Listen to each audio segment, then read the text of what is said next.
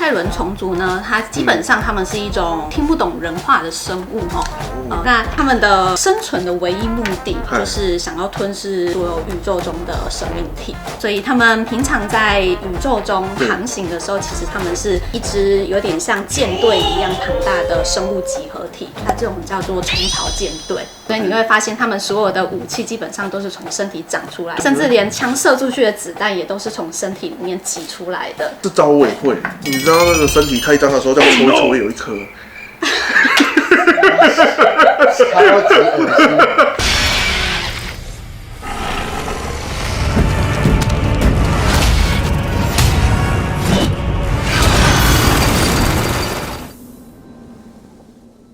Hello， 大家好，我是梅德，我是阿志。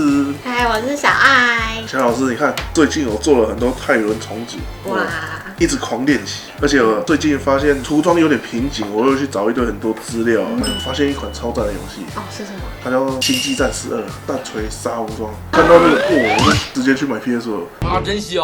难怪我想说，你最近突然买 PS5干嘛？就为了游戏买 PS5啊！我发现它的那个美术设计画的都超漂亮的，我就想说我是要参考它的涂装才买游戏的，我不是为了那个砍一下喷血那个。确定吗？那你看我模型有喷血吗？好像都是喷血。我相信你。我相信你。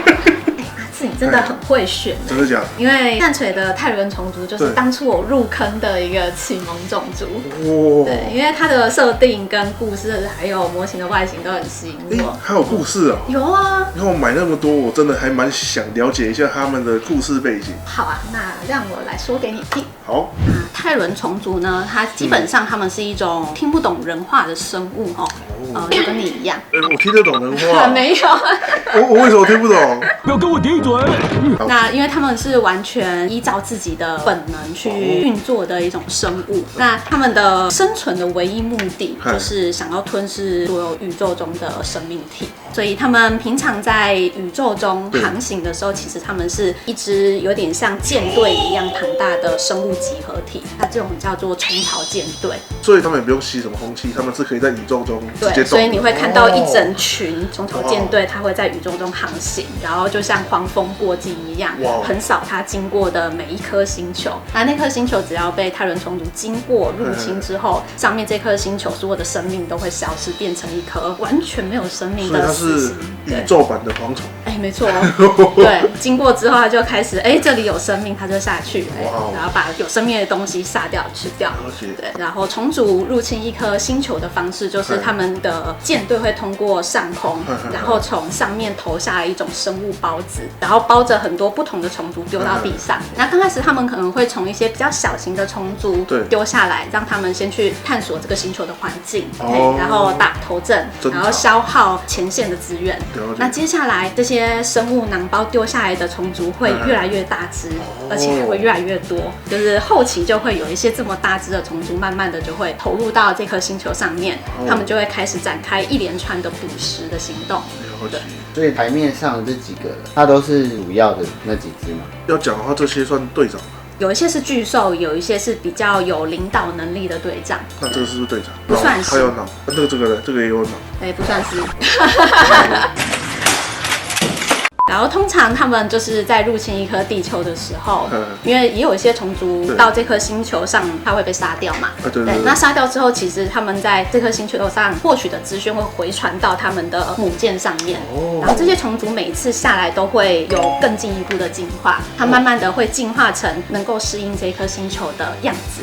例如说，可能身体会长出武器，或者是进化成越小或越大的体型，去适应每一颗星球不同的地貌跟环境。所以每一次下来的虫族跟每一次入侵的虫族，他们都会越来越强，然后越来越厉害，甚至越来越聪明。他们是会一直进化的。就我在组模型，我发现它那个武器都不同种，有刀子，有镰刀，还有螃蟹种。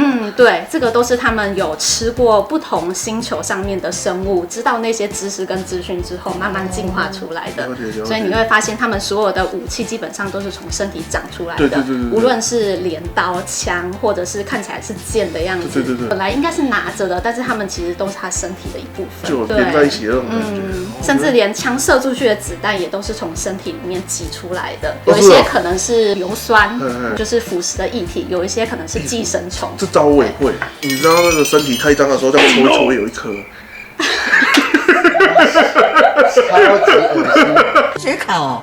那目前整个战锤4万的历史里面，已经有记载的记录，就是有这种泰伦虫族的入侵的记录。目前有3次啊，因为每个虫巢舰队人类都会为他们命名，就是方便去辨识跟记录。第一次入侵的虫巢舰队，他们命名为贝西摩斯啊，他们身体的外观就是他们的甲壳是蓝色的，皮肤是红色的，对，这是第一次入侵的。那接下来第2次入侵的舰队叫做克拉肯，就是我很喜欢的配色，它是红色的甲壳，然后虎头色的皮肤。那接下来第3次入侵的就是阿制作的这个叫利维坦，它是紫色的甲壳，偏白色的皮肤。对。那接下来在目前最新的故事进度里面，它其实有第4次入侵。第4次入侵利维坦，它做了更多的进化，它变得更凶猛、更敏捷，也更聪明。所以有更多模型。对，这些就是你目前做的模型，有一些就是这一次利维坦新出的。对，这第4次的入侵，它新出现的模型。这个跟这个是新的，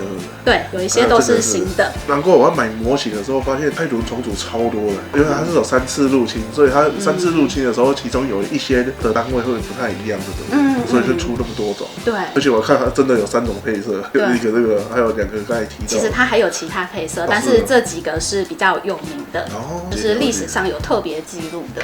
那当一颗星球啊被这种虫巢舰队入侵的时候，刚开始就像我们前面讲的，会从比较小只的像枪虫啊、神经虫这种先下来，慢慢的下来的虫会越来越多，越来越大只。对，那这些虫族入侵一颗星球的时候，在人类或者是这颗星球居民的视角看起来就像海啸一样，整坨这样扑过来，所以对于当地的居民来说是非常可怕的一件事情。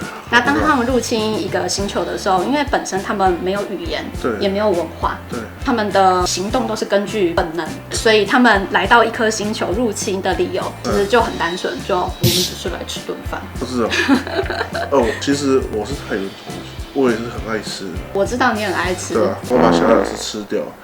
啊，哇，泰伦虫族的故事真的好精彩，超热血。其实我要多买一只。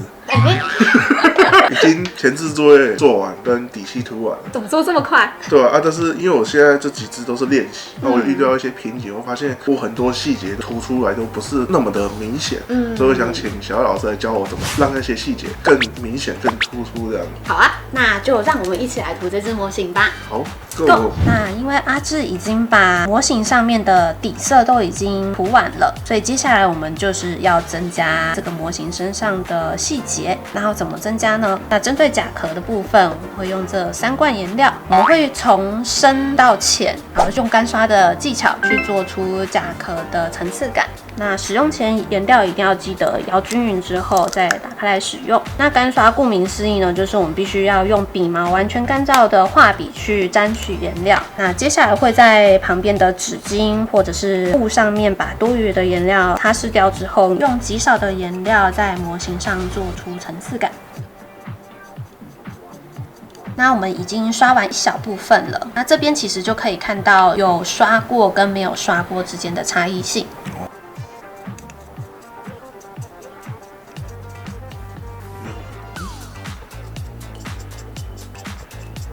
那刚刚比较深的颜色干刷完之后，我们现在换一个稍微亮一点的中间色。那一样，刚刚我们摇均匀之后，也是沾一点点就可以了。那干刷的一个要诀，大家要记得就是少量多餐，宁愿我们颜料就剩少少的，刷到模型上的时候觉得不够，我们可以再多刷几下，或者是再多沾颜料，以免我们一下子沾了太多的颜料，刷太重不好补救。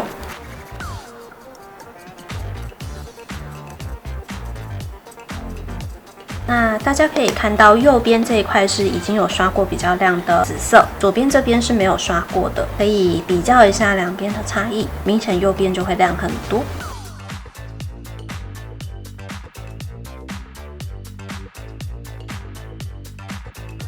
那下一步我们就来换一个更亮的紫色，那一样也都要先摇均匀，沾一点点。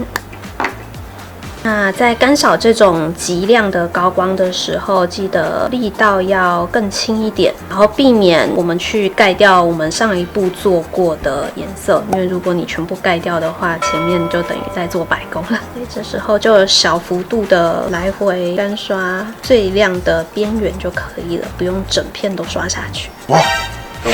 他整片都刷下去了，这就是错误的示范。没有啊，它是头第一个灯打到的地方最亮。好，都跟你讲。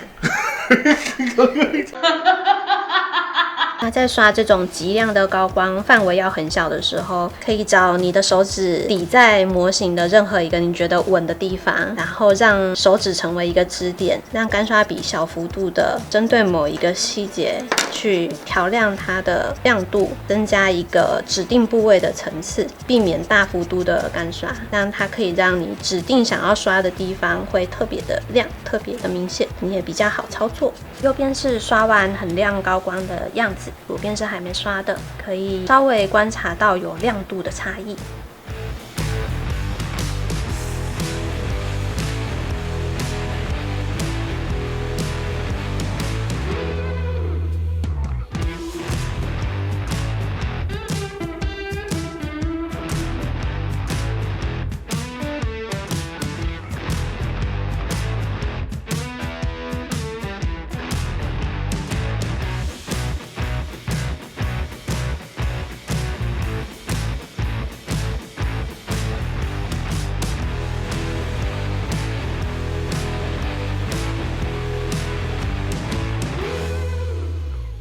我们现在干刷都已经做完了，那小老师下一步我们要做什么呢？那下一步就预计要教大家一个洒血的效果，哇！然后会教给大家3种方式。那事不宜迟，我们就开始吧。第一个方法，我们用血的特效漆加上牙刷来跟大家示范。那我们就是用牙刷直接沾这个颜料，然后在旁边可以准备清水或者是专用的稀释液，稍微稀释一下这个血渍。那我们接下来会拨动这个牙刷的刷毛，让血的颜料洒上去，一边洒可以一边调整你在喷洒的范围跟区域。那我们用完第一种之后，我们来试试看第2种洒血的方式。我先把鲜血的效果漆刮一坨出来，事先准备一个可以存放颜料的地方，然后再加入适量的专用稀释液，差不多颜料跟稀释液可以1:5左右。然后再将这2个混合。接下来我们就拿起刚刚沾满颜料的画笔，以及另外一支棒状物，敲打这支有颜料的画笔。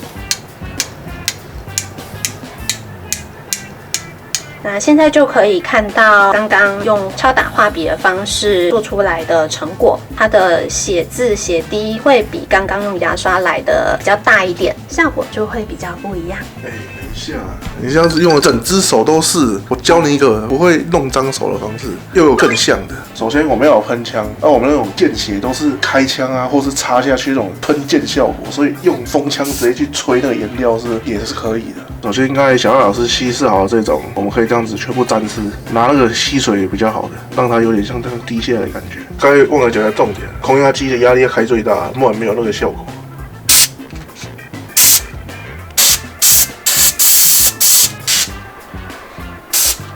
怎么样？是不是？那我们刚刚教完大家这几招技巧之后，再教大家第3招，就是它气孔上面发光的效果。首先，我们就用这个白色的底漆先做第1层的干刷。它会选择白色底漆先干刷，是为了要让它更容易的盖过它原本的底色，但是又能微微透出原来的颜色，让它有一种发光渐层的感觉。这个时候可以用干刷专用笔，在这种深处打转式的戳它就可以了。接下来下一步会用纯白色来做下一层的干刷。那为什么会用白色底漆要做第1层？是因为白色是遮盖力最差的颜色，所以为了要让它的遮盖力好，白色底漆其实会偏灰一点点，所以这时候为了让它呈现最亮的样子，必须要用纯白色再做加强。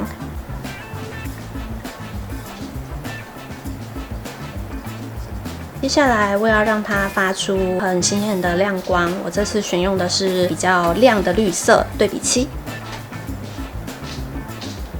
那这边就是直接涂在我们刚刚有打过白底的地方就可以了。你看这个就是阿志的无缝没有做好，中间还有一条线。哪里？你看跟这个比起来，这中间就还有一条线。那个是肌肉的纹理，好不好？好哦，要符合它原本肌肉的感觉。越来越会狡辩了。我信你个鬼！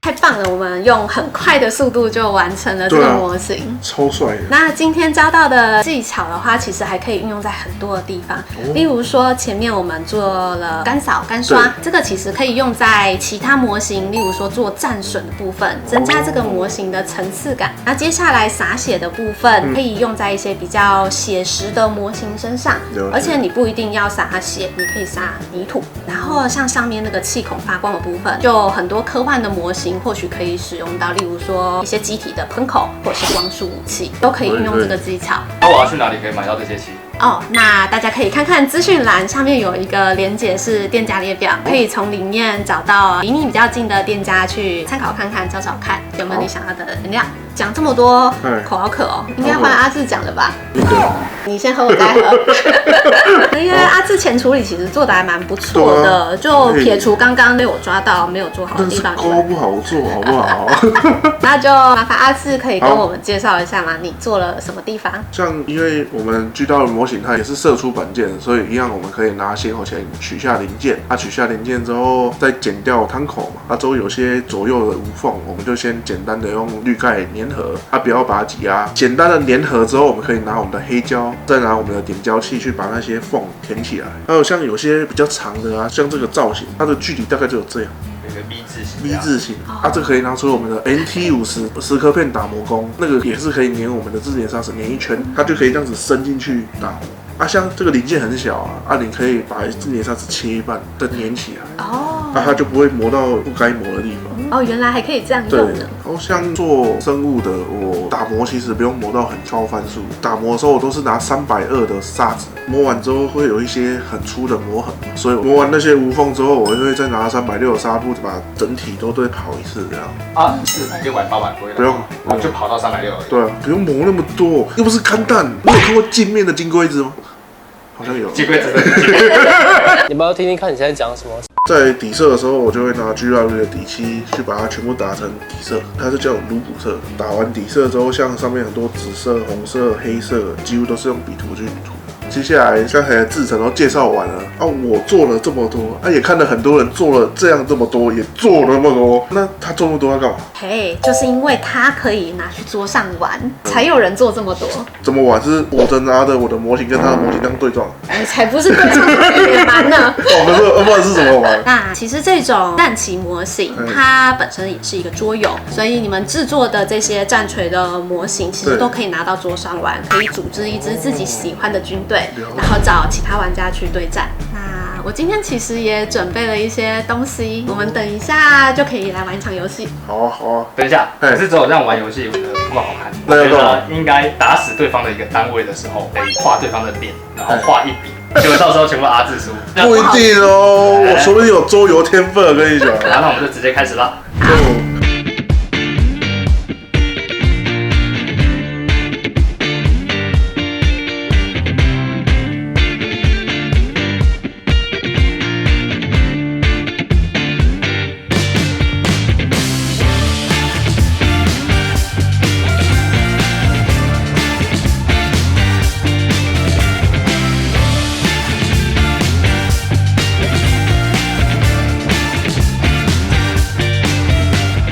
可是有视线的。哦，有视线的，就是你只要碰得到这一堆，就是这一整队都打得到。这整队？对，是啊。那我先丢。哎，还不错啊！哎，我挡掉2只了啦，太赞了！对，所以只11只而已。11只，好。哎，不要换眼镜啊！为什么你要被画？他被打，我被打11只了。枪手防御力超低的，5以上才挡掉哎，我直到2个5哎，厉害了，好不好？好赞！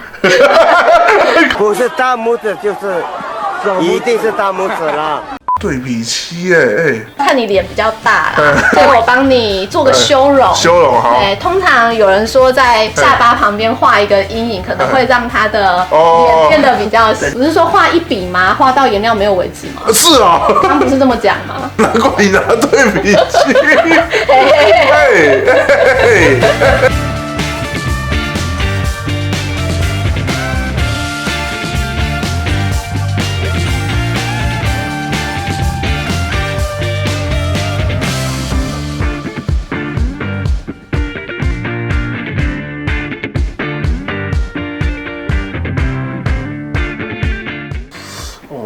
这样去爬妹妹会不会中啊？绝对中。